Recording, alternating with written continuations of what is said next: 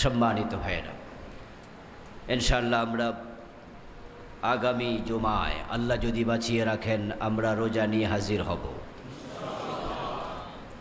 আমরা রমজানের প্রস্তুতি নিয়ে কথা বলছিলাম। বিগত জুমাতে আমরা রমজানের পূর্ব প্রস্তুতি হিসাবে তাওবা এবং ইস্তেগফার নিয়ে আলোচনা করেছি। ইনশাআল্লাহ আমরা আজকে কিভাবে এই রমজান মাসকে উত্তমভাবে উদযাপন করা যায়, এই রমজানের যাবতীয় ফজিলত বারাকাহ কিভাবে আমরা অর্জন করতে পারি সে নিয়ে আমাদের কিছু পরিকল্পনা থাকা উচিত। সে প্রসঙ্গে আমরা বাকি আলোচনা করব। আল্লাহ তৌফিক কামনা করছি। আমরা জানি যে রমজান হচ্ছে কোরআনের মাস, এই জন্য আমাদের রমজানটা কোরআনময় হওয়া উচিত। রমজান পুরাটা জুড়েই কোরআন কেন্দ্রিক একটা কর্মসূচি আমাদের নেওয়া দরকার। আল্লাহ তাআলা রমজান মাসে কোরআন নাজিল করেছেন। তিনি বলেছেন, শাহরু রমাদানিল্লাযী উনজিলা ফীহিল কোরআন হুদাল লিন্নাস ওয়া বায়্যিনাতিম মিনাল হুদা ওয়াল ফুরকান। আল্লাহ তাআলা বলেন, রমজান মাস যে মাসে কোরআন নাজিল করা হয়েছে বিশ্ব মানবতার হিদায়াতের জন্য, এবং এর মাঝে বর্ণনা করা আছে মানুষের জীবনের প্রয়োজনীয় সকল দিক। এটা হচ্ছে ফুরকান, এটা হচ্ছে সত্য মিথ্যার পার্থক্যকারী। কোনটা হক, কোনটা বাতিল, কোনটা সঠিক, কোনটা ভুল, এটা জানার জন্য আপনাকে কোরআনের কাছে যেতেই হবে। স্বর্ণের দিকে তাকালে স্বর্ণ খাঁটি না অখাঁটি এটা বোঝা যায় না। এটা বুঝতে হলে কষ্টি পাথরের সাথে ঘর্ষণ দিতেই হবে। এজন্য যারা স্বর্ণকার তারা হাতে নিয়ে আন্দাজ করতে পারে, অনুমান করে যেটা হয়তো স্বর্ণ, কিন্তু তারা নিশ্চিত হয় কখন? কষ্টি পাথরের সাথে ঘর্ষণ মারে। যখন ঘর্ষণ দেওয়ার পরে তারা শুধুমাত্র এটা স্বর্ণ এটাই নিশ্চিত হয় না, এটা কোন মানের, 18 ক্যারেট না 20 ক্যারেট না 22 ক্যারেট, তারা সেটাও নিশ্চিত হয় ঘর্ষণের মাধ্যমে। কষ্টি পাথর দিয়ে যেমন স্বর্ণ যাচাই হবে, হক এবং না হক, সত্য এবং মিথ্যা, এটা যাচাই হবে আল্লাহর কোরআনের মাধ্যমে। কোনো ব্যক্তি, কোনো পীর, কোনো বুজুর্গ, কোনো আলেম তার কথা দিয়ে সত্য মিথ্যার মাপকাঠি হবে না, যাচাই হবে না। কারো কথাই হক এবং বাতিল চিনতে হলে আপনাকে কোরআন দিয়ে যাচাই করতেই হবে। আল্লাহ কোরআনকে বলেছেন ফুরকান, আল ফারিকু বাইনাল হাক্কি ওয়াল বাতিল ফাহুয়াল ফুরকান। ফুরকান মানে হলো সত্য এবং মিথ্যার মাঝে পার্থক্যকারী। এখন আজকের এই দিনে কোনটা সত্য কোনটা মিথ্যা এটা বোঝা কিন্তু সো টাফ, খুব কঠিন। কারণ সবাই বলে আমি সত্য। এমন কিছু কেরামতের আলোচনা হয়, বিভিন্ন পীরের দরবারে গেলে শোনা যায় তাদের বাবা থেকে তার দাদা থেকে এমন কেরামত বের হয়েছে যেগুলো শোনার পরে উনি পীর না, ওলি না, এই কথা আপনি ভয়ও বলতে পারবেন না। সম্মানিত ভাইরা, এখন কে হক কে বাতিল কিভাবে চিনবেন? চরমোনায় যাওয়ার পরে তাদের মুখ থেকে এমন কিছু আলোচনা আপনি শুনবেন যেগুলো শোনার পরে চরমোনায়ের পীর সাহেব যে হক, আপনি এর বিপরীতে একটি কথা ভয়ে মুখ থেকে বের করতে পারবেন না। ঠিক সারসিনা দরবার শরীফে যাওয়ার পরে তাদের আলোচকদের মুখ থেকে আপনি এমন কথা শুনবেন যা শোনার পরে না হক এই শব্দ ভয়ও মুখে আসবে না। মাইজবান্ডার, যেটাকে আমরা অনেকেই না হক বলি, কিন্তু ওখানকার আলেমদের মুখ থেকে, তাদের দরবারে আলোচকদের মুখ থেকে এমন কিছু কারামত শুনবেন আপনি না হক এই কথা ভয়ও বলতে পারবেন না। প্রত্যেকেই বলছে আমি হক। এখন সত্যিকার অর্থে হক কোনটা সেটা আপনাকে জানতেই হবে।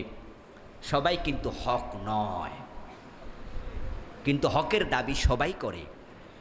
কে হক কে বাতিল তা জানার জন্য আল্লাহ তাআলা 1400 বছর আগে পবিত্র কোরআন নাজিল করে বলছেন, এটা হুদাল লিন্নাস ওয়া বায়্যিনাতুম মিনাল হুদা ওয়াল ফুরকান। আমি ফুরকান দিয়েছি। সত্য মিথ্যা পার্থক্য করতে চাও, তুমি কোরআনের কাছে যাও। আমি একটা কথায় বিশ্বাস করি, আমরা যারা আল্লাহকে বিশ্বাস করি আমরা সকলেই সত্যের কাছে যেতে চাই, ঠিক কিনা? এ নিয়ে কারো দ্বিমত থাকার কথা নয়। যারা দেওয়ানবাগ গেছে তারাও সত্য পাওয়ার জন্যই গেছে, যারা আটরশি গেছে তারাও হেদায়াতের জন্যই গেছে, যারা মেজবান্ডার গেছে তারা হেদায়াতের জন্যই গেছে। প্রত্যেকে হেদায়াত চায়, গোমরাহি কেউ কিনতে যায় নাই। কিন্তু আপনারা বলুন তো, সবাই কি হেদায়াত পেয়েছে? কথা বলেন না কেন? সবাইকে হেদায়াত পেয়েছে? হ্যাঁ, এর কারণ তারা হেদায়াতের জন্য কোরআনের কাছে অনেকে যায়নি, তারা ব্যক্তির কাছে গেছে, আর ব্যক্তির কাছে হেদায়াত নাই। নবী মুহাম্মদুর রাসূলুল্লাহ সাল্লাল্লাহু আলাইহি ওয়াসাল্লাম ছাড়া হিদায়াত নিয়ে মরবে আম্বিয়া ছাড়া আর কারো ব্যাপারে গ্যারান্টি নাই। নবীর সাহাবী ছিল, পরবর্তীতে মোরতাদ হয়ে গেছে, পুরা ইসলাম থেকে খারিজ, এমন লোকও আছে না নাই? তো সাহাবীর তো গ্যারান্টি নাই, ঈমান নিয়ে মরবে কোনো সাহাবী, তার কি নাই? গ্যারান্টি নাই।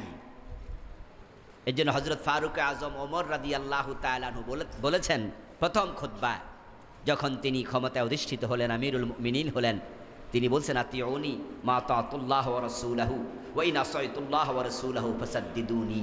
তোমরা আমাকে আনুগত্য করো ততক্ষণ, আমি আল্লাহ এবং রাসূলের আনুগত্য করি যতক্ষণ। ওয়া ইন আসাইতুল্লাহ ওয়া রাসূলুহু, যখন তোমরা দেখবে আমি আল্লাহ এবং রাসূলের অবাধ্য হয়ে গেছি,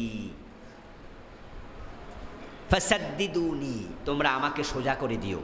আনুগত্য তো করবাই না, বরং আমারে গর্দানে ধরে সোজা করে দিও। তাহলে এতে বোঝা যায় যে হযরত ওমর আশঙ্কা করেছেন যে আমারও রাসূল এবং আল্লাহর আনুগত্যের বাহিরে চলে যাওয়ার সম্ভাবনা আছে, আমিও মাসুম নই। এজন্য আমার ভাইয়েরা, কোনটা হক কোনটা না হক তা চেনার জন্য কোরআনের কাছে যাবেন। আল্লাহ তাআলা রমজান মাসে কোরআন নাজিল করেছেন, এই জন্য বাকি 11 মাসের তুলনায় রমজানে কোরআনের কাছে আরো বেশি যাওয়া দরকার আছে না নাই? পরিকল্পনা করবেন, আমার রমজান মাস কোরআনের সাথে আমি কিভাবে কাটাবো। অনেকেরই কিন্তু অফিস খোলা থাকবে, অনেকের ব্যবসা প্রতিষ্ঠানের আপনার ব্যস্ততা রমজানে কি কমে না বাড়ে? বাড়বে, এটা সত্য কথা। রমজানে বেচা কেনা, ব্যবসা বাণিজ্য, ব্যস্ততা বাড়বে। আমার ভাই রমজানে ব্যস্ততার কারণে কোরআনের কাছে যেতে পারেন নাই। রমজানে যে বারাকা আছে, ফজিলত আছে, রমজানের পরে আপনার ব্যবসার ব্যস্ততা কমবে, কিন্তু সে বারাকাত এবং ফজিলত কিন্তু শাওয়ালে পাওয়া যাবে না। আপনার ব্যস্ততার কারণে ওই বারাকাত কিন্তু আল্লাহ পরের মাসে নেবে না, এই মাসে নেবে। এই জন্য হাজারো ব্যস্ততা, হাজারো কর্মতৎপরতা, চাকরি বাকরি, দুনিয়াদারি, সব কিছুর সাথে আপনাকে আলাদা সময় কোরআনের জন্য রমজানে বের করতেই হবে। কোরআন এমন এক কিতাব, এর সাথে যে ব্যক্তি লেগে যায় আল্লাহ তার দাম বাড়ায়া দেয়। এটা আপনাকে সম্মানিত করতে এসেছে। মান কালা বিহি সাদাকাহ, কোরআন দিয়ে বলবেন আপনি সত্যবাদী হবেন। মান হাকামা বিহি আদালা, কোরআন দিয়ে আপনি বিচার করবেন, আপনি ন্যায় বিচারক হতে পারবেন। ওমান আমেলা বিহি উজরা, কোরআন দিয়ে আমল করবেন, আপনি পুরস্কৃত হবেন। ওমান দা ইলাইহি হুদিয়া ইলা সিরাতিম মুস্তাকিম, আপনি মানুষকে কোরআনের দিকে ডাকবেন, মানুষ হেদায়াত পাক আর না পাক আল্লাহ খুশি হইয়া আপনাকে হেদায়াত দিয়ে দেবেন। ইয়ারফাইল্লাহু আল্লাযীনা আমানু মিনকুম ওয়াল্লাযীনা উতুল ইলমা দারাজাত, ঈমান আনার পরে যারা কোরআনের ইলম পায়, যাদেরকে কোরআনের ইলম দেয়া হয়, আপনি কোরআন পাওয়ার জন্য, কোরআন জানার জন্য, কোরআন বুঝার জন্য আল্লাহর কাছে তৌফিক চাইবেন। আপনি বলবেন আল্লাহ আমি না খান্দা, আমি গোলাম, আমি একবারেই কোরআন নেয়ার মতো উপযুক্ততাহীন, কিন্তু তোমার কাছে তৌফিক চাই, তুমি আমাকে কোরআনের ইলম শিখার তৌফিক দাও, কোরআন বুঝার তৌফিক দাও। ওয়াল্লাযীনা উতুল ইলমা দারাজাত, ইলম দেয়া হয়, আল্লাহ যদি না দেয় ইলম নিতে চাইলেও নেওয়া যায় না। এটা নূরুল্লাহ, এটা আল্লাহর নূর। আমিনু বিল্লাহি ওয়া রাসূলিহি ওয়ান নূরিল্লাযী আনজালনা। আল্লাহ কোরআনকে নূর বলেছেন। এখন এই নূর আপনার অন্তরে আল্লাহ যদি নিজে ঢেলে না দেন তাহলে আপনি পারবেন না। হেফজখানায় ভর্তি হয়েছে হাজার হাজার ছাত্র, সবাইকে হাফেজ হতে পারে, চেষ্টা করে কিন্তু হয় না। আবার মাত্র 49 দিনে হাফেজ হয়ে গেছে, 60 দিনে হাফেজ হয়ে গেছে, 2 মাসে হাফেজ হয়ে গেছে, 2.5 মাসে হাফেজ হয়ে গেছে, মাত্র 1-1.5 মাসে হাফেজ, এমন বাচ্চাও দুনিয়া আছে না নাই? গত সপ্তাহে বাংলা ভিশন টেলিভিশনে কোরআনের আলো, পুষ্টি কোরআনের আলো একটা অনুষ্ঠান হয়, মাগরিবে ডাক দিয়ে আপনারা দেখবেন। তা আমাকে দাওয়াত দিল, আমি গেলাম রেকর্ড অনুষ্ঠানে। রমজানে 14, 15, 16 এই 3 দিনের রেকর্ড আমি করেছি। তো ওখানে ছোট ছোট বাচ্চা হাফেজরা প্রতিযোগিতায় আসলো। দেখলাম ঘোষক বলতেছে এই ছেলেটা যে এখন পারফর্ম করেছে সে 49 দিনে পুরা 30 পারা মুখস্থ করছে। আমি বিস্মিত হলাম, বলে কি, জড়াইয়া ধরলাম। তো স্বাভাবিকত আমার সেলফি তোলার অভ্যাস নাই, এটা আমি তুলি না। মানুষ বলে যার ছবি তোলার লোক নাই সে নিজেরটা নিজে তোলে। তো এটা পার্সোনালিটির সাথে আমার যায় না, আমি তুলি না। কিন্তু আমি ওই দিন বললাম যে তোর সাথে আমি তুলব। 49 দিনে কোরআনের হাফেজ, তুই বড় দামি লোক রে। আরেকটা বাচ্চা দেখলাম, নাম হোজাইফা, ছোট্ট, এত ছোট যে এটার মুছ উঠতে আরো 4-5 বছর লাগবে। আমার বন্ধু এই যে মাত্র 49 দিন, 1 মাস 60 দিন, 65 দিন, 2 মাসে হাফেজ হয়ে গেল, বলুন তো তারে মেধা দিয়েছে কে? আর কত ছেলে ঝরে যায়। এই জন্য আমি আল্লাহর কাছে তৌফিক চাওয়া লাগবে। এই যে আমি ওয়াজ করতেছি, আপনি মনে মনে বলবেন আল্লাহ আমি অনেক ব্যস্ত, আল্লাহ আমার অফিস খোলা, আমার ব্যবসার ব্যস্ততা, এই ব্যস্ততা, ওই ব্যস্ততা, এর মাঝেও তুমি আমাকে কোরআনের সাথে সম্পৃক্ত হওয়ার তৌফিক দাও। আর আল্লাহ যদি তৌফিক দিয়ে দেয় তাহলে দেখবেন সময় বের হয়ে যাবে।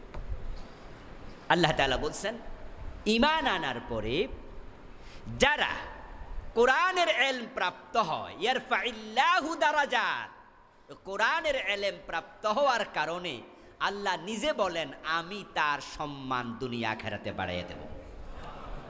এটা সম্মানের কিতাব। রমজান সম্মানের মাস, রহমতের মাস, বারকাতের মাস, মাগফিরাতের মাস, নাজাতের মাস।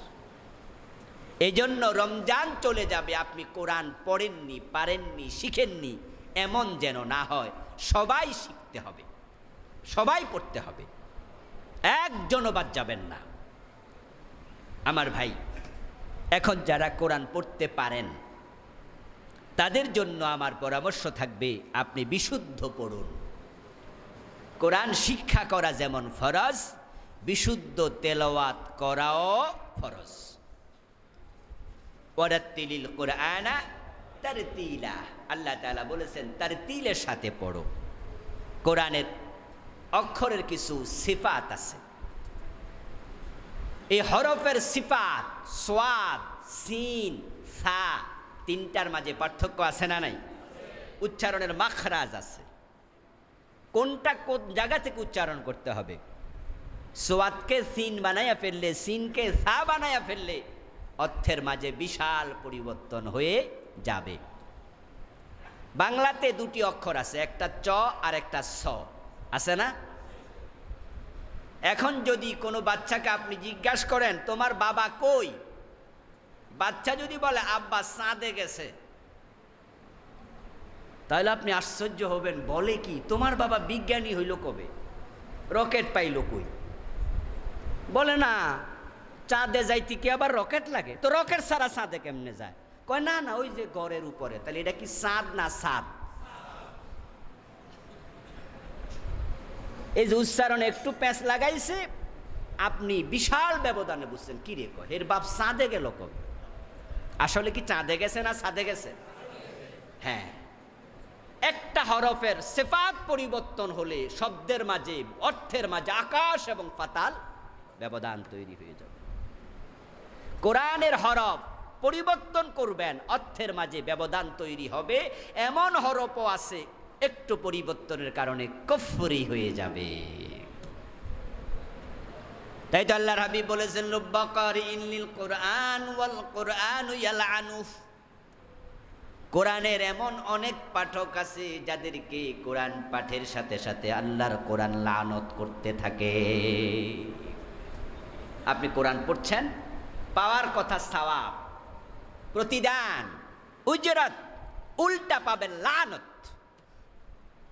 কারণ আপনি ভুল পড়ছেন, কোরআন আপনাকে লানত করতে থাকবে। এজন্য আপনারা যারা কোরআন পড়তে পারেন, তিলাওয়াতটা বিশুদ্ধ হওয়া দরকার আছে কিনা? হইতেই হবে। এখন আপনার কোরআন বিশুদ্ধ হয় কিনা আপনি কেমনে বুঝবেন? আপনি কিন্তু বুঝবেন না। আমার নাকের আগাতে ময়লা আছে কিনা, আমার দাঁত পরিষ্কার আছে কিনা, আমারে আপনি প্রশ্ন করলে আমি কেমনে বলবো? আমি তো নাক দেখি না, আমার দাঁত তো আমি দেখি না। এই জন্য আমার দাঁত পরিষ্কার আছে কিনা, নাকের আগার ময়লা আছে কিনা, চেহারায় কোনো জায়গায় কিছু লেগে আছে কিনা, আমি আয়নার সামনে দাঁড়াইয়া আমি নিজেকে যাচাই করে নেই। ঠিক আপনার তেলাওয়াতটা বিশুদ্ধ কিনা আপনি বুঝবেন না। যে বিশুদ্ধ জানে, একজন ভালো হাফেজ, ভালো কারি, ভালো আলেমকে আপনাকে 2-4 পৃষ্ঠা তেলাওয়াত করে শোনাতেই হবে, শোনাতেই হবে, কোনো কথা নাই। কারণ আপনারা যারা আমার চেয়ে বয়স্ক আছেন, আমার সমবয়সী যারা আছেন, 45-এর বেশি বয়স, আমরা কিন্তু মক্তবে ভালো হুজুর পাই নাই অনেকেই। আমরা পাইছি আনাকুম বানাকুম তানাকুম, এই জাতীয় কায়দার পড়া। এই জন্য আমাদের পড়ার মাঝে অনেক ঘাটতি থাকবে। এখন আপনারা ওই ঘাটতি নিয়ে মরবেন না, কারণ এখন ভালো কারি, ভালো কেরাত জানে এমন হাজার হাজার আলেম আছে না নাই? নুরানি আবিষ্কার হয়েছে, আল্লাহর মেহরবানি। নুরানি সিস্টেম আবিষ্কার হওয়ার কারণে এখন আলহামদুলিল্লাহ তিলাওয়াত বিশুদ্ধ। বাংলাদেশের কেরাতের ক্ষেত্রে এমন বিপ্লব হয়েছে যেটা আপনারা কল্পনা অনেকে করতে পারবেন না। যে বাংলাদেশে একটা জায়গায় বিপ্লব হয়েছে, সেটা হচ্ছে কোরআন তেলাওয়াতে। আজকে বাংলাদেশের ছেলেরা তামাম পৃথিবীর প্রতিযোগিতা ফার্স্ট হচ্ছে, প্রায় প্রতি বছর ফার্স্ট হয়, সেকেন্ড হয়, থার্ড হয়। 70টার বেশি দেশ প্রতিযোগিতা অংশগ্রহণ করেছে। সৌদি আরব, কাতার, মধ্যপ্রাচ্যের তো সবগুলাই কোরআন নাজিলের দেশ সৌদি আরব। ওই দেশের কারীরা বাংলাদেশের কারীদের সাথে কম্পিটিশনে টিকে নাই। আমাদের কারি নাজমুস সাকিব ফার্স্ট হয়ে এসেছে, কারি জাকারিয়া, হাফেজ জাকারিয়া ফার্স্ট হয়ে এসেছে। এরকম অনেক অনেক প্রতি বছর।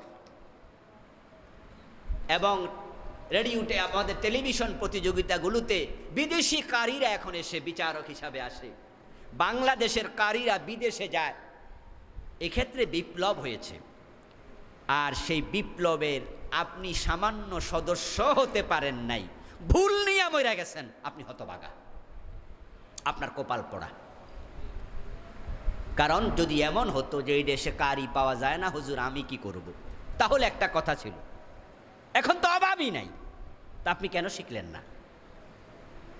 এজন্য আমি বিনয়ের সাথে বলতে চাই, আপনারা যারা তেলাওয়াত পারেন, আপনি নিশ্চিত হওয়ার জন্য 2-4 পৃষ্ঠা একজন ভালো কারিকে শোনানো দরকার আছে না নাই?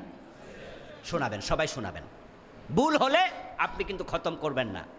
রমজানে অনেকে কোরআন খতম করে, উল্টা গুনাহ হচ্ছে, হাজার হাজার গুনাহ হচ্ছে। আপনাকে কে বলেছে কোরআন খতম করার জন্য?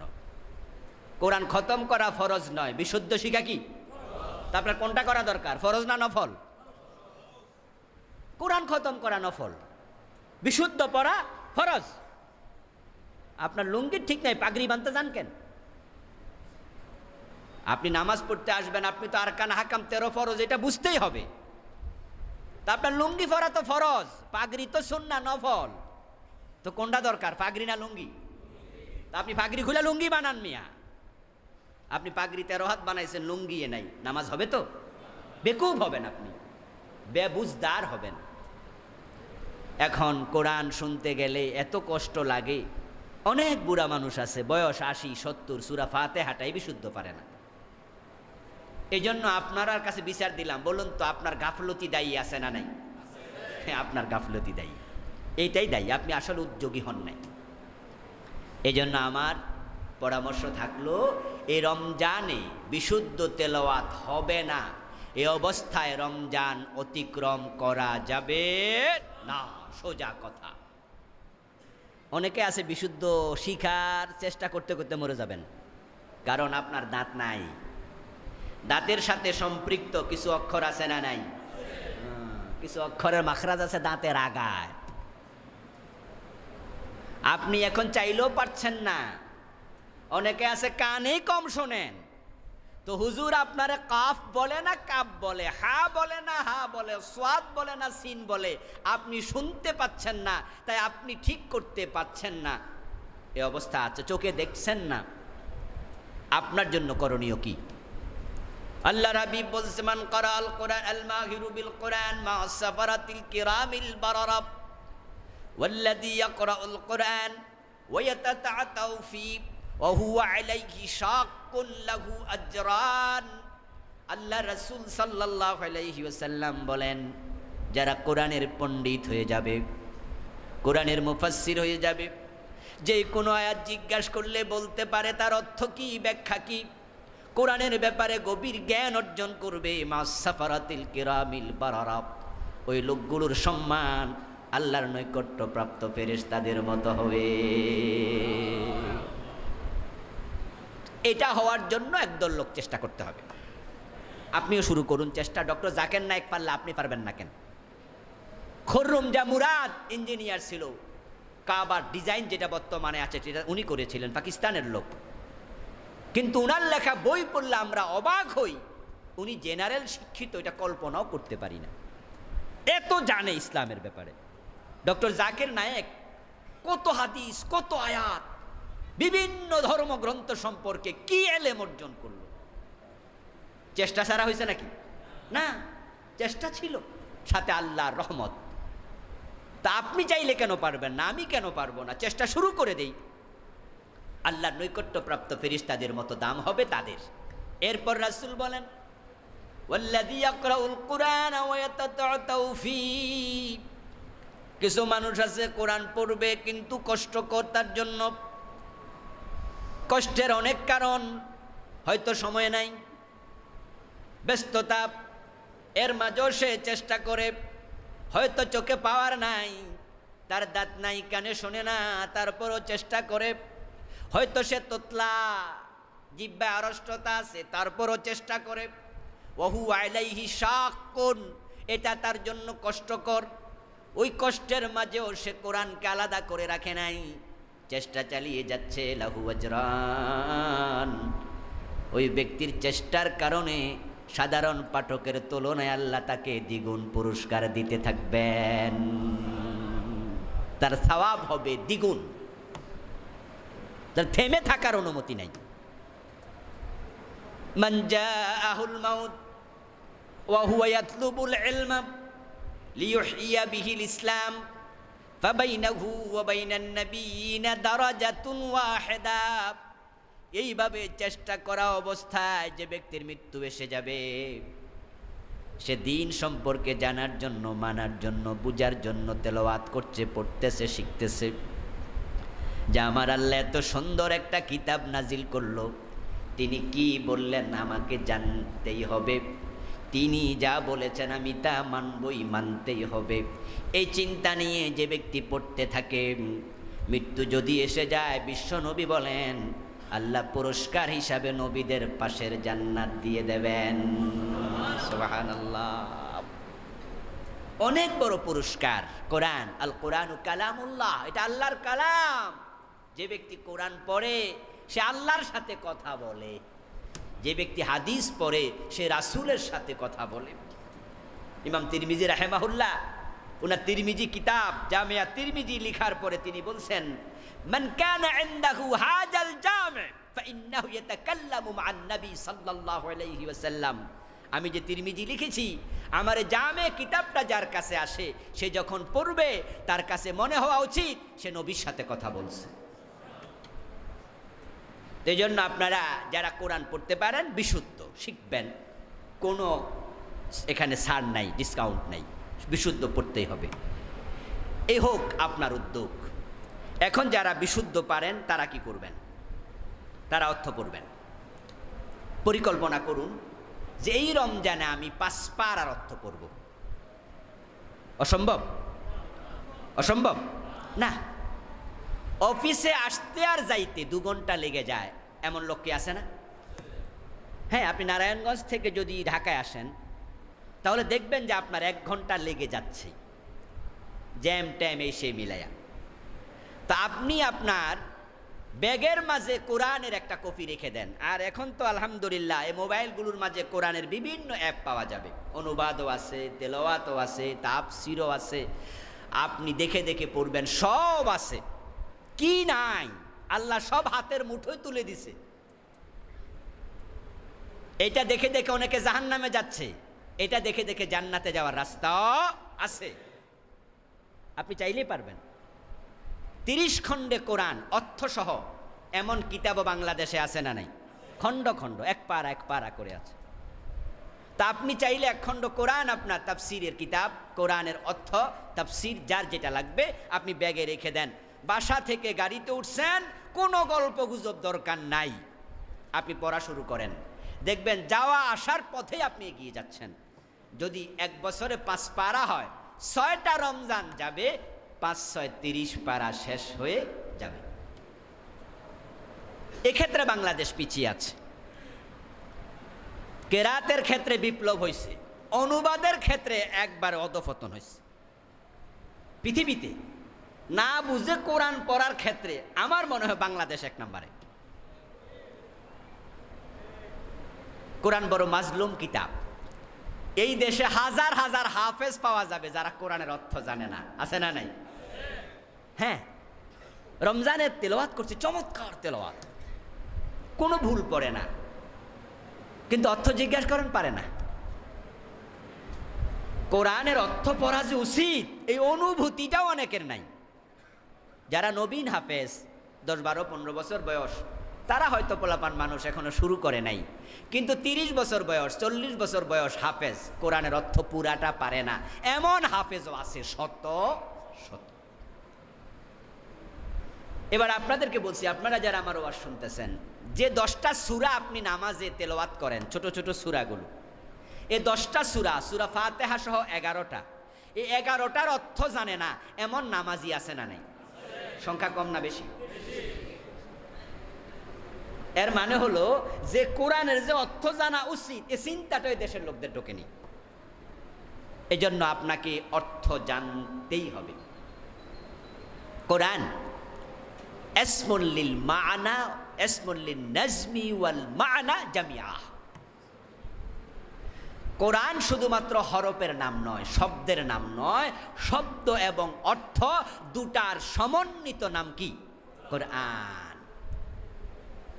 তাহলে যারা অর্থ জানে না, জানার চেষ্টাও করে না, তারা কোরআন পড়ছে এটা বলার সুযোগ নাই, কারণ শুধু শব্দের নাম কোরআন নয়। আপনারা যারা নুরুল আনোয়ার পড়ছেন, ছোট্ট কিতাব, আলেম ক্লাসে এটা পড়ায়, ফাজেল ক্লাসে, মিশকাত দাওরাতে যাওয়ার, আপনার জালালাইনে যাওয়ার আগে পড়া যায়। এই যে ছোট্ট একটা কিতাব, উসুলে শাসি যারা পড়ছে ক্লাস 9-এ পড়ানো হয়, আপনার ওই কিতাব, ছোট কিতাবগুলো পড়লে বুঝবেন এই কোরআনের সেখানে আলোচনায় আছে যে আল কোরআন ইসমুল লিন নাজমি ওয়াল মা'না জামিআ। শব্দ অর্থ দুটার একত্রিত নাম কি? কোরআন। শুধু অর্থের নামও কোরআন নয়, শুধু শব্দের নামও কোরআন নয়, দুইটার একসাথে নাম যদি কোরআন হয়, তা আপনারা যারা অর্থ শিখেননি, আপনি কোরআন শিখেছেন বলার সুযোগ কই? কোরআন আল্লাহ শুধু তেলাওয়াতের জন্য পাঠায় নাই, আমরা এটাকে তেলাওয়াতের কিতাব বানায় রাখছি। রমজান আসতেছে, হুজুর ছেলে এক খতম, মেয়ে এক খতম, বাবা এক খতম, পুতে এক খতম, পুতের বউ এক খতম, আমাদের ঘরে 7 খতম, দোয়া কইরা দেন। কোরআনের খতম ভালো, পড়ুন, তেলাওয়াত করুন, সওয়াব হবে, আমরা আশাবাদী। কিন্তু 7 খতম হলো যাদের ঘরে এক পারা অর্থ সহ পড়া হয় নাই, এটা কোরআনের হক আদায় হয় নাই। আল্লাযীনা আতাইনাহুমুল কিতাবা ইয়াতলুনাহু হাক্কা তিলাওয়াতিহি উলাইকা ইউমিনুনা বিহি। আল্লাহ তাআলা কোরআনে বলছেন, যাদেরকে আমি কিতাব দিয়েছি এবং তারা হক আদায় করে তেলাওয়াত করেছে, তারাই প্রকৃত অর্থে কোরআন বিশ্বাস করেছে। তাহলে আয়াতের বিপরীতে যান, বিপরীতে গেলে বোঝা যাবে যারা হক আদায় করে তেলাওয়াত করেনি তারা প্রকৃত বিশ্বাসী হয়নি। প্রকৃত বিশ্বাসী যদি হতে চান, কোরআনের অর্থ আপনাকে পড়তে হবে।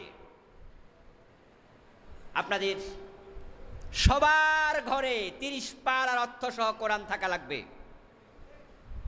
সবার ঘরে থাকা লাগবে, সবার ঘরে। এই রমজানে পরিকল্পনা নেন, এখনো 3-4 দিন বাকি আছে, বুধবারে রমজান আশা করা যায় শুরু হবে ইনশাআল্লাহ।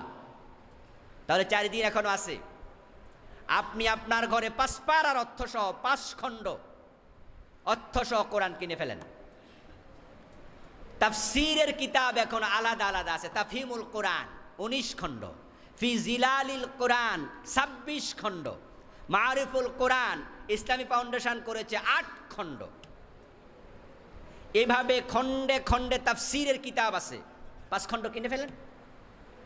যারা ঢাকায় যেতে পারবেন না, আমাদের ওই যে ভ্রাম্যমাণ লাইব্রেরিটা আছে, ওনাকে অর্ডার দিয়ে যান যে আগামী সপ্তাহে আমি শুক্রবারে নেব, আপনি আমার জন্য 5 খণ্ড কিনে নিয়ে আসেন, অগ্রিম কিছু টাকা দিয়ে যান। উনি এনে রাখবে, নিয়ে যাবেন, ঘরের টেবিলের মাঝে, ঘরের ভিতরে ঢুকে সবার চোখ পড়বে এমন জায়গায় রেখে দেবেন। রমজানে সাহারি খাওয়ার পরে তাহাজ্জুদ পড়ে সাহারি খাবেন, সাহারি খাওয়ার পরে ফজরের আগে 20 মিনিট, 10 মিনিট, 15 মিনিট তেলাওয়াত অর্থ সহ, ফজরের নামাজ পড়ে আরো 10-20 মিনিট পড়বেন। কিছু কোরআন না পড়ে ঘুমাবেন না, 5 আয়াত 10 আয়াত করে অর্থ তাফসীর পড়া শুরু করেন, দেখবেন এই রমজানে 300 আয়াত হয়ে যাবে, 400 আয়াত হয়ে যাবে, 500 আয়াত হয়ে যাবে, 4-5 পারা হয়ে যেতে পারে। এইভাবে যদি 5-7টা রমজান কাজে লাগানো যায়, 5-7 রমজানের পরে পুরা কোরআনের তাফসীর পড়া হয়ে যাবে। কোরআন ফুরকান, আপনি সত্যের পথ নিজে খুঁজে পাবেন, কোনো হুজুরের কাছে যাওয়া প্রয়োজন হবে না। আর যদি কোনো হুজুরের কাছে যান, হুজুরের আলোচনা সঠিক না ব্যাঠিক ওটা বুঝার মতো মাদ্দা আল্লাহ আপনার ভিতরে তৈরি করে দেবেন। হুজুর সঠিক কথা বলেছে গ্রহণ করবেন, ব্যাঠিক বলেছে বর্জন করবেন। এই জন্য অনুবাদ পড়তেই হবে। নিজের মেয়েকে বলবেন, ছেলেকে বলবেন, বউকে বলবেন, রমজান হবে কোরআনময় রমজান, সোজা কথা।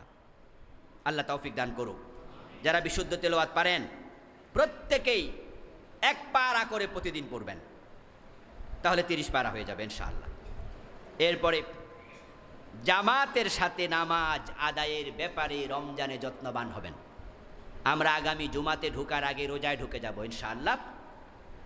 এমনিতেও জামাত মিস করা যাবে না, রমজানে কোনোভাবেই যেন মিস না হয়। স্পেশালি ফজরের নামাজ। সাহারি খেয়ে ঘুমাবেন না, সাহারি খেয়ে ঘুমালে ফজরের জামাত শুধু নয়, ফজরের নামাজও কাজা হওয়ার সম্ভাবনা আছে।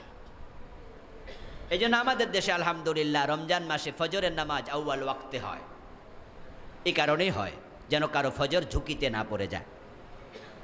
যদিও আউয়াল ওয়াক্তে নামাজ পড়াই উত্তম, সকল নামাজই উত্তম, তো রমজানে আমরা পড়ি, তাই ফজরের নামাজ পড়ে ঘুমাবেন।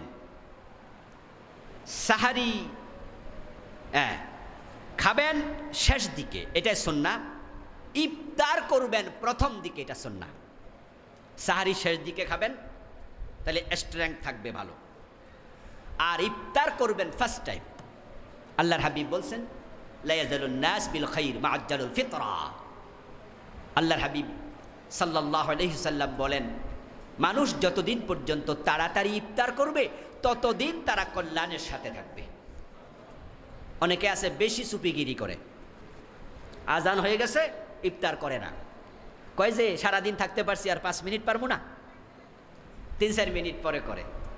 সে মনে করে এটাতে সওয়াব বেশি হবে, মোটেও না। আল্লাহর বক্তব্য, সুম্মা আতিম্মুস সিয়ামা ইলাল লাইল, তোমরা রাত্রি আসা পর্যন্ত রোজা রাখো। রাত্রি আসবে কখন? সূর্য অস্তমিত হবে যখন। তো সূর্য অস্তমিত হওয়া পর্যন্ত রোজা রাখো, এটা কার আদেশ? কথা বলতে হবে তো, কার আদেশ? তা আপনি আরো বেশি রাখছেন, এটা কার আদেশ? এটা নফসের আদেশ। আপনার নফস আপনারা বুঝাইছে আরো রাখো, আরো 5 মিনিট, অসুবিধা কি? রবের আদেশ মানার নাম ইবাদত। এই জন্য সূর্য অস্তমিত হওয়ার সাথে সাথে ইফতার করতে হবে, এটাই সুন্নাহ, দেরি করা যাবে না। খেজুর দিয়ে ইফতার করা সুন্নাহ। আল্লাহর হাবিব বলছেন, তোমাদের যাদের সামর্থ্য আছে খেজুর দিয়ে ইফতার করবে। যদি খেজুর না পাও ফা ইন লাম ইয়াজিদ ফাবিল মা, যদি কেউ খেজুর না পায় তাহলে সে যেন পানি দিয়ে ইফতার করে। তো আমাদের দেশে এখন খেজুর অ্যাভেলেবেল, আলহামদুলিল্লাহ। জন্ম পৃথিবীর যে জায়গায় হোক আল্লাহ বাংলাদেশে পাঠাই দেয়, ঠিক না?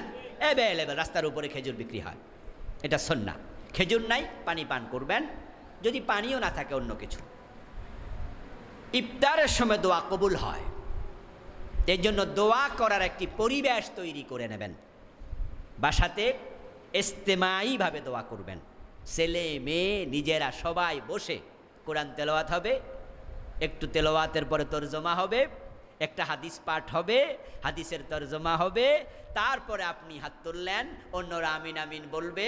আরেকদিন ইয়াং ছেলেটা ইউনিভার্সিটি পড়ে, তাকে দায়িত্ব দেবেন, বাবা আগামী দিন মুনাজাত তুমি পরিচালনা করবে, আমরা আমিন বলবো।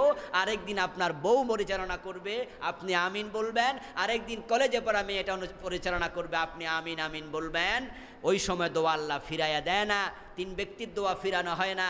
আস-সায়েম হিনা ইফতিরু, এক ব্যক্তি হলো রোজাদার, সামনে ইফতার নিয়ে যখন হাত তোলে আল্লাহ ফিরায় না। তিনি দেখেন সামনে খাবার আছে, পেটে ক্ষুধা আছে, আমার ভয়ে খায় না। বুকে পিপাসা আছে, সামনে পানিও আছে, আমার ভয়ে পান করে না। ওই আমাকে ভয়কারী বান্দারা হাত তুলেছে, আমি আল্লাহ ফিরাইয়া দেই কেমনে? লিস-সায়েমে ফারহাতান, ফারহাতুন ইনদা ফিতরি ও ফারহাতুন ইনদা লিকাই রাব্বি। আল্লাহর সাথে সাক্ষাৎ হবে, আল্লাহ নিজ হাতে রোজার পুরস্কার দেবেন, এটা হলো একটা আনন্দের সময়। ইফতারের সময় আরেকটা আনন্দ, সারাদিন রোজা রেখে খাইছেন সেজন্য আমি মনে করি না। কারণ এমন রোজাদারও আছে যারা চাল দিয়ে ইফতার করে, শুকনা খাবার দিয়ে ইফতার করে, ও বেটার তো খাবার নাই, তো তার জন্য আনন্দ কেমনে? মূলত আনন্দটা শুধু খাবারের নয়, আনন্দ হলো ওই টাইমে দোয়া কবুল হয়। এই জন্য আমরা দোয়া কবুল পেয়ে আনন্দিত হতে চাই। আপনি কালকে থাকবেন না, পরের রোজায় থাকবেন না, আপনার পরিবারে দোয়ার সুন্নাহ চালু করে দেন, আপনার মরার পরেও দোয়া পরিবারে চলতে থাকবে। একা একা বসে আছেন, দোয়ার পরিবেশ নাই, সেখানে মনে মনে দোয়া করুন। যেখানে পরিবেশ আছে সেখানে সবাই মিলে দোয়া করুন। আল্লাহর কাছে সবাই চান, আমার বন্ধু ইফতার করবেন, ইফতার করাবেন। হাদিসে আসছে, যে ব্যক্তি ইফতার করায়, অন্য রোজা রেখে সারাদিন যে সওয়াব পেল, ইফতার করানোর কারণে আল্লাহ ওই পরিমাণ সওয়াব দিয়ে দেবেন। সুবহানাল্লাহ। তবে রোজাদারের সওয়াব কমবে না। অনেকে আছে আবার ইফতার পরেরটা করে না, কই হুজুর বলছে ওই পরিমাণ সওয়াব আল্লাহ দিয়ে দেবে, তাহলে আমি সারাদিন রোজা রাখছি তোমারা সওয়াব দেওয়ার জন্য? এটা ভুল চিন্তা। বরং কোনো রকমের সওয়াব ঘাটতি হবে না। আপনাকে আল্লাহ যা সওয়াব দিয়েছে, যিনি ইফতার করাবেন, ওই পরিমাণ সওয়াব আপনার থেকে না নিয়া আল্লাহ দেয়ার ক্ষমতা কি আল্লাহর নাই? তো আল্লাহর ব্যাপারে এত বদ ধারণা কেন আপনার? ইফতার করাবেন, এটা খুব ভালো সুন্নাহ। আমাদের মসজিদে মনে হয় উদ্যোগ নেওয়া হয়েছিল, কিন্তু সরকার থেকে মনে হয় একটু এবারে করোনার কারণে নিষেধাজ্ঞা এসেছে, মসজিদে সাহারি এবং ইফতারের আয়োজন যেন না হয়। এরপরেও কিছু পথিক থাকবে, কিছু গরিব মানুষ থাকবে যাদের ইফতারের প্রয়োজন, টাকা নাই, রোজা রেখেছে, গরিব মানুষ, পথিক, এখান দিয়ে হেঁটে যাচ্ছে, আজান হয়ে গেছে, এখন তার পকেটে টাকা নাই। আমি মনে করি 2, 4, 10, 20 জনের জন্য মনে হয় আমাদের সামাজিক দূরত্ব বলতে আমরা যা বুঝি, ওই সোশ্যাল ডিস্টেন্সটা রেখে এটা মনে হয় করা যাবে ইনশাআল্লাহ। অতটুকু সরকার মানা করবে না। কিন্তু একবারে বড় মাপের আয়োজন হয়তো রাষ্ট্রীয়ভাবে আপনারা তো মধ্যে শুনেছেন, ইসলামী ফাউন্ডেশন মনে হয় ধর্ম মন্ত্রণালয় কিছু নিষেধাজ্ঞা বিধিনিষেধ দিয়েছে। এখন পারিবারিকভাবে ইফতার, আপনি ইফতার কিনে পাশের ঘরে পাঠিয়ে দেবেন। আপনার স্বাস্থ্য বোন, খালতো বোন, খালা, পুপু, চাচি আছে না, আত্মীয় স্বজন আছে না, এই রমজান আসতেছে, কিছু খেজুর কিনে পাঠিয়ে দেবেন, কিছু খেজুর কিনে পাঠিয়ে দেবেন, ওরা এটা দিয়ে ইফতার করবে, আপনি সওয়াব পেয়ে যাবেন।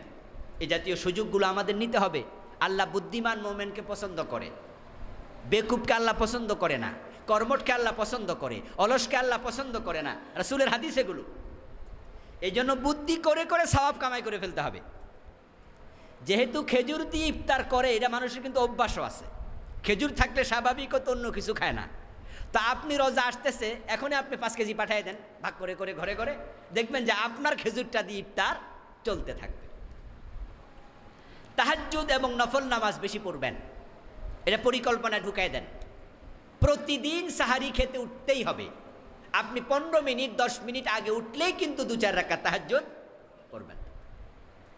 আপনার ওয়াইফকে, বাচ্চাদেরকে বলে দেন, তোমরা তো সাহারির সময় ভাত রান্না বান্না করো, অথবা যেটা রান্না করা আছে সেটা গরম করো, তো চুলার উপরে বসায় দিয়া তুমি 2 রাকাত তাহাজ্জুদ পড়ে ফেলো, 4 রাকাত তাহাজ্জুদ পড়ে ফেলো।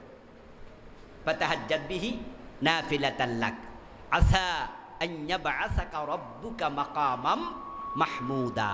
আল্লাহু আকবার। আল্লাহ তাআলা বিশ্ব নবীকে বলেছেন তাহাজ্জুদ পড়ুন, আশা করা যায় আল্লাহ আপনাকে মাকামে মাহমুদ দেবে তাহাজ্জুদের ওসিলায়। সুবহানাল্লাহ। খুব ভালো ইবাদত, খুব দামি ইবাদত। জোহরের পরে নফল পড়া যায়, জোহরের আগে পড়া যায়, আসরের আগে পড়া যায়, মাগরিবের পরে পড়া যায়। এই জাতীয় সময়গুলোতে বেশি বেশি নফল নামাজ পড়বেন।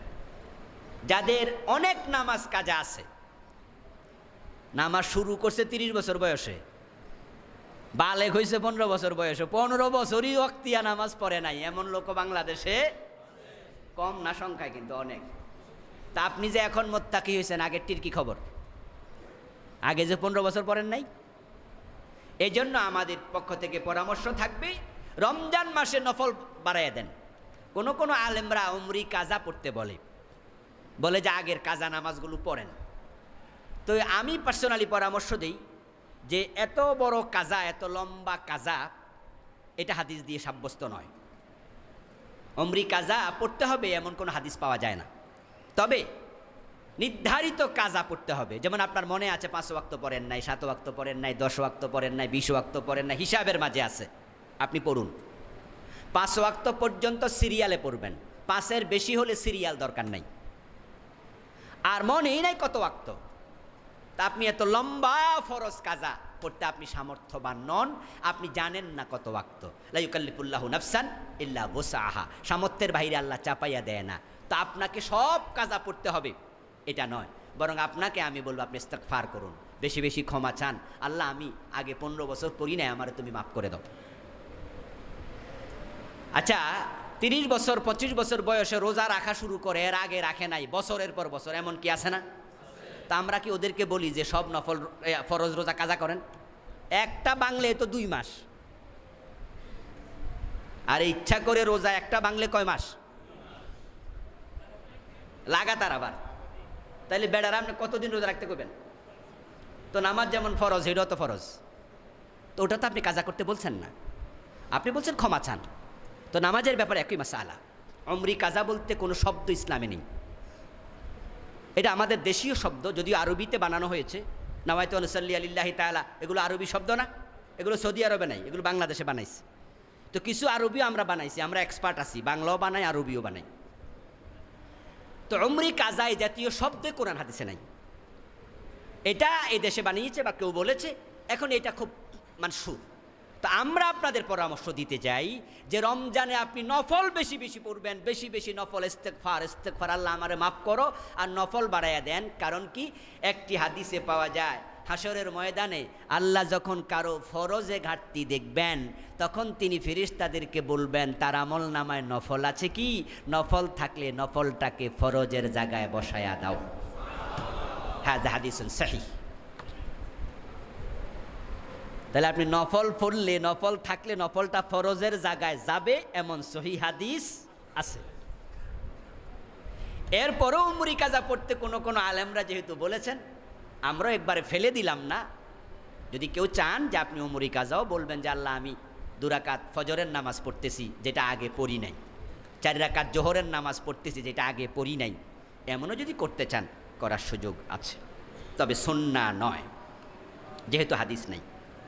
দান সাদাকা বেশি বেশি করবেন। রাসূল সাল্লাল্লাহু আলাইহি ওয়াসাল্লাম রমজান আসলে তিনি হাত এইভাবে খুলে দিতেন। এমনিতে হাদিস হলো কানা আজওয়াদান নাস, সহিহ মুসলিমের হাদিস। যত দানশীল পৃথিবীতে আছে তালিকা করলে নবী মুহাম্মদের নাম 1 নম্বরে যাবে। সুবহানাল্লাহ। আজওয়াদান নাস, আজওয়াদ ইসমে তাফজিল, সুপারলেটিভ ডিগ্রির সিগা। রাসূল সাল্লাল্লাহু আলাইহি ওয়াসাল্লাম এমন এক ব্যক্তি ছিলেন যিনি কখনো না বলতে জানতেন না। সুবহানাল্লাহ। এমনও ঘটনা ঘটেছে নিজের পকেটে নাই, হাওলাত কইরা দান করছে। আর যখন থাকতো না তিনি না বলতেন না, চুপ করে থাকতেন। এতে করে সায়েল বুঝে নিত ওনার কাছে মনে হয় নাই, না শব্দটাই তিনি পছন্দ করতেন না। আর রমজান যখন আসতো তার দান ছিল সহিহ মুসলিমের রাওয়ায়াত কাররিহিল মুরসালা, প্রবাহিত বাতাস যেমন সব মানুষের গায়ে লাগে, গরিব গোরাবা মিসকিন যা ছিল রাসূলের রমজানের দান সবার ঘরে পৌঁছতো। সুবহানাল্লাহ। একটা নফল একটা ফরজের মতো হয়, একটা ফরজ 70টা ফরজের মতো হয় এই রমজানের কারণে। এই জন্য দান করবেন বেশি বেশি, সবাই সবাই সবাই রমজানে দান করার জন্য আলাদা আলাদা টাকা রাখবেন যে এটা রমজানে দেব, যত বেশি পারেন, যত বেশি যত বেশি। কারণ আগামী রমজানে নাও থাকতে পারেন, এই জন্য সুযোগ হাতছাড়া করা যাবে না। সবাই বেশি বেশি দান করবেন। এরপরে জাকাতের হিসাব করে ফেলবেন রমজানে। যারা জাকাত দেন সওয়াব যেহেতু বেশি হয় রমজানে, জাকাতের হিসাব করে ফেলবেন। তবে জাকাত এ নিয়ে আমরা স্পেশাল আলোচনা করবো ইনশাআল্লাহ, তখন বিস্তারিত বলবো। সারা বছর ব্যাপী দিতে পারবেন, হিসাবটা রমজানে করে টাকাটা আলাদা করে ফেলবেন। ধূমপান পরিত্যাগ করবেন রমজানে, এটা সহজ। 15 ঘন্টা রোজা, 5 ঘন্টা ঘুম, কত গেল? কথা বলেন না কেন ভাইরা? কত গেল? তো 20 ঘন্টা তো আপনি বিড়ি খাইতে পারেন নাই, থাকলো আর কয় ঘন্টা? 4 ঘন্টা। তার মাঝে তারাবির নামাজ আছে না, তাহাজ্জুদের নামাজ, এশারের নামাজ, তো চলে যাবে আরো 1-2 ঘন্টা। তো বিড়ি খাওয়ার টাইম কই? তাহলে রমজানে আপনি চেষ্টা করলেও 2-3টার বেশি খাইতে পারবেন না। তো যদি আপনি একটু প্ল্যান করেন, যেহেতু আমি 2-3 ঘন্টা 2-3টার বেশি পারতেছি না, তাহলে খাইলে আমি না যা 1টা মাস আপনি সিগারেট থেকে দূরে থাকুন। 1 মাস পরে দেখবেন সিগারেটের নেশাটাই আর থাকবে না। ধূমপান বিষপান, অতএব সাবধান। ধূমপানের মতো নিকৃষ্ট জিনিস পৃথিবীতে মনে হয় আর নাই, কারণ সে নিজের বদনাম নিজে করে। গায়ের মাঝে লেখা থাকে, প্যাকেটে লেখা থাকে আমারে খাইয়েন না। এমন বদনাম দুনিয়াতে কোনো খাবার করে না। চিনি দিয়া মধু বানায়, তাও কয় খাঁটি মধু। পানির মাঝে দুধ মিশায়, তাও কয় খাঁটি দুধ। কিন্তু বিড়ি নিজের বদনাম নিজে করে। এবং এমন খাবার আমি দেখেছি, এটা অর্ধেক খাইয়া ফালাই দিবেন, দুনিয়ার কোনো মাখলুক খাবে না। রুটি খাইয়া ফালাই দেন, পিঁপড়া খাবে। বিস্কিট খাইয়া ফালাইয়া দেন, কুত্তা খাবে। সামান্য কিছু খাইছেন, এক টুকরা ফালাইয়া দেন, পিঁপড়া খাবে। বিড়ি অর্ধেকটা ফালাইয়া রাখেন, ইঁদুরও খাবে না, বিড়ালও খাবে না, পিঁপড়াও খাবে না, তেলাপোকাও খাবে না। মেসেজ মানে ওরার কাছেও আছে, খাইস না ক্যান্সার হইব। অত সেই মানুষগুলো এই সিগারেট টয়লেটে বইয়া টানে। রুচি কোথায় নামছে? এই নিকৃষ্ট কাজটা পরিত্যাগের সুযোগ রমজান করে দেয়, বিশাল একটা সময় আপনাকে দূরে রাখে। আপনি চাইলে ধূমপান মুক্ত হওয়ার সুযোগ আছে না নাই? আমি আশাবাদী এখানে ধূমপানকারী খুব একটা নাই, 2-4 জন হয়তো আছেন। আপনার কাছে বিনীত আরজ থাকবে, সিদ্ধান্ত নেন এই রোজায় খাবো না। দেখবেন রোজার পরে আর প্রয়োজন হবে না। দিনের বেলা হোটেল রেস্তোরাঁ বন্ধ রাখুন। হোটেলের মালিকদের বলছি, আপনি বেরোজদারিকে খাওয়াবেন না, সে গুনাহগার, ফাসিক, ফুজ্জার। হাসপাতালে হোটেল খোলা থাকবে, রুগীরা আছে, ভিন্ন মাসালা। শুকনা খাবারের দোকানে খাবার থাকবে, যারা অসুস্থ আছে, পথিক আছে, মুসাফির আছে, তারা খাবে। কিন্তু ভাত রান্না করে আপনি বইয়া থাকবেন, বেরোজদারিরে খাওয়াবেন, আপনি আল্লাহর সাথে দুশ্মনী করছেন। আল্লাহ কই খাইও না, আর আপনি রান্দা বইয়া রয়েছেন। আল্লাহকে সকাল থেকে সন্ধ্যা পর্যন্ত খাইও না, আর আপনি খাওয়ানোর জন্য রেডি করে বসে আছেন। কত বড় জালেম আপনি! প্লিজ, রিজিকের মালিক কে? আল্লাহ কি বরকত দিতে পারে না? সাহারে আপনি ইফতারের জন্য প্রস্তুতি নেন, দেখবেন যে আল্লাহ সারাদিন যা বিক্রি করছেন ওইটা ওখানে দিয়ে দেবে, বারাকা বাড়াই দেবে, রোগ কমাই দেবে। আয় বাড়ায় মানে কিন্তু আপনার ইনকাম বাড়ানা। মাসে 2 লাখ টাকা ইনকাম আর 1 লাখ টাকা ওষুধ লাগে, তাহলে লাভটা হইল কি? এই জন্য আপনার 5,000 টাকা ইনকাম আছে, এর মাঝে আল্লাহ শান্তি দিয়ে দিছে, ওষুধে 30 টাকাও লাগে না, এতে বরকত হয়ে যাবে, ঠিক কিনা? এই জন্য প্লিজ দিনের বেলা হোটেল রেস্তোরাঁ বন্ধ রাখুন, তারাবির নামাজ ধীরে সুস্থে পড়বেন। আমাদের এখানে ইনশাআল্লাহ সুন্দর তারাবি হয়, ধীরে সুস্থে হয়। সব মসজিদে চালু করতে হবে। অনেক মসজিদ আছে রুকু থেকে সোজা হয়ে খাড়ায় না, সেজদা দিয়ে 2 সেজদার মাঝখানে বসে না, ইমাম সাহেবের তেলাওয়াতের গতি বিমান পর্যন্ত ফেল। আস্তাগফিরুল্লাহ আল আযীম, এই জাতীয় তেলাওয়াত তারাবি পড়া যাবে না, খুব সাবধান। ইতিকাফ করার পরিকল্পনা করুন। যারা চাকরি করেন এখনই দরখাস্ত দিয়ে রাখেন, ছুটি চান। রাসূল সাল্লাল্লাহু আলাইহি সাল্লাম কখনো ইতিকাফ ছাড়ে নাই, আর আপনি জীবনও করেন নাই। রাসূলের সাথে মিল না বেমিল? হ্যাঁ, এই জন্য ইতিকাফ করে ফেলুন। ইয়াং ম্যান, যুবকেরা, আপনাদেরকে বলছি ইতিকাফ এবার করেন, সিদ্ধান্ত নেন, কারণ পরবর্তীতে ব্যস্ততা বেড়ে যাবে। বুড়া মুরব্বীদেরকে বলছি আপনি ইতিকাফ এবারই করুন, আগামী বছর নাও বাঁচতে পারেন। এই জন্য ইতিকাফের সিদ্ধান্ত এবারই নেন, এবারই নেন। ব্যবসায়ীরা ইতিকাফ কম করে, খুব কম করে, এরা বেশি ব্যস্ত। আগামী রোজায় যদি মরে যান, সাথে কি বউ পোলাপান যাইব? টাকা পয়সা যাবে? একা চলে যাবেন। তারা আপনাকে মনে রাখবে 10 দিন, 20 দিন, 1 মাস, 2 মাস, 3 মাস, 6 মাস, সবাই ভুলে যাবে, সবাই দিন দিন ভুলে যাবে। এই দুনিয়া তার গতিতে চলবে, কিন্তু আপনি এত বড় সওয়াব থেকে বঞ্চিত হয়ে চলে গেলেন। এই জন্য একবার হলো জীবনে ইতিকাফ করবেন, সিদ্ধান্ত এবারই নেওয়ার চেষ্টা করুন। যথাযথ নিয়মে কদর তালাশ করতে হবে, দ্রব্যমূল্য নিয়ন্ত্রণে রাখতে হবে, রমজানে দৃষ্টির হেফাজত। এখন থেকে রিমোট কন্ট্রোল করুন, রিমোটকে কন্ট্রোল করুন। জি বাংলা, স্টার জলসা, সিনেমা, নাটক আমার ঘরে চলবে না, অর্ডার আজকে যাই দিয়ে দেবেন। এইসব আমার ঘরে চলবে না। অনেক পুরুষ আছে মেরুদণ্ডের হাড্ডি নাই, শক্ত কথা বলতে পারে না। শক্ত কথা না বললে তুমি পুরুষ হইছো কেন মিয়া? এই জন্য কিছু কিছু সময় শক্ত হয়ে যেতে হবে। আপনি দেখবেন বিড়াল নিরীহ প্রাণী, কিন্তু হাতে লাঠি লইবেন, লাঠি লইয়ে বিড়ালটা দৌড়ানি মারবেন, সে যে দৌড়ানোর জায়গা না পায়, দেখবেন যে সে বাঘ হয়ে আপনার তেড়ে আসবে। মাঝে মাঝে বিড়ালও বাঘ হয়ে যায়, তা আপনি হবেন না কেন? আজকের ওয়াজ থেকে শুনে বাড়ি যাবেন, গিয়ে 144 দ্বারা 144 টেলিভিশনের উপর জারি করে দেবেন। রোজাও চলবে, নাটকও চলবে, রোজাও চলবে, সিনেমাও চলবে, এটা রোজা হতে পারে না। রিমোট কন্ট্রোল করুন, দৃষ্টির হেফাজত করুন, জবানের হেফাজত করুন, কম খাবারে অভ্যস্ত হন। ইফতার সামনে পাইয়া এমন খাওয়া খায় তো রোজার যে অনুভূতি সেটা থাকেই না। এই জন্য খাবার কন্ট্রোল করুন, সীমিত পরিমাণে খান। মানুষ না খাইয়া মরে না, খেয়ে মানুষ মরছে এখন বেশি। যত রোগ হয় অধিকাংশ খাবারের কারণে হয়। আল্লাহ তাআলা আমাদের সকলকে বিষয়গুলো মাথায় রেখে জীবনকে কোরআন হাদিসের আলোকে সাজানোর তৌফিক দিন বলি আমিন।